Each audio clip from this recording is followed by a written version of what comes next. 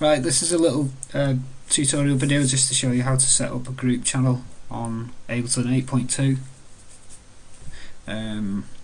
Right, the first thing you do is just make sure you've got a few audio channels. So I'll just create like 2 other audio channels, and I'm just going to put just 3 different acapellas in there.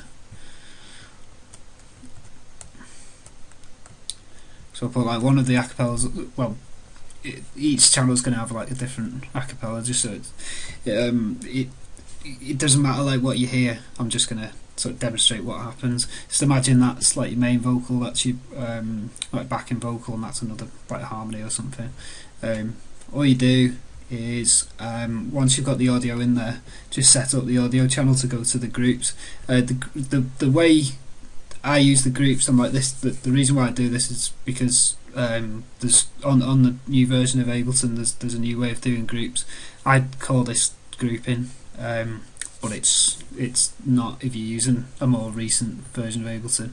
It might actually be on this version, but I don't like that way of grouping that they do, so I just still use this. I still call it grouping because I'm dead stubborn like that. Right, so you need to set up the input output on each of the channels. So to do that, you just go to the IO button there and just make sure that's selected.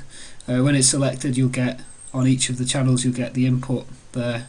So that's where you'd set up like the audio interface, like what channel to come in, and then you've got the audio too there.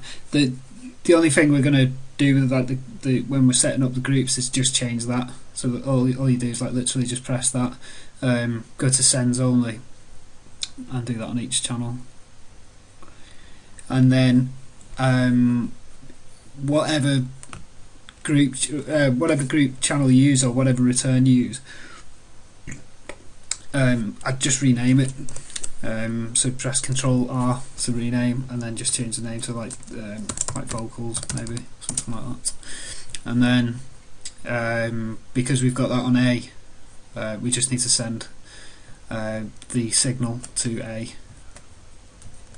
There. So like when we play all these,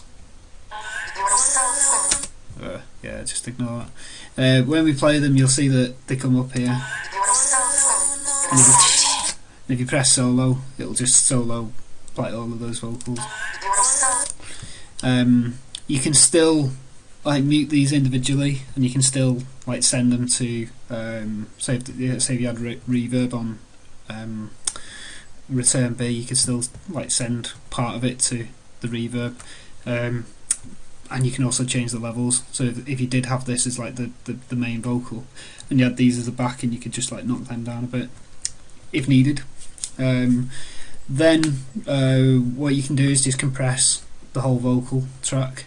If you sort of treat this as like the sort of master for whatever you've got sent to it, and then like if you're doing compression or anything, you can just if you're doing compression or anything to all the vocals, all these 3 vocals, you can just put it on that track.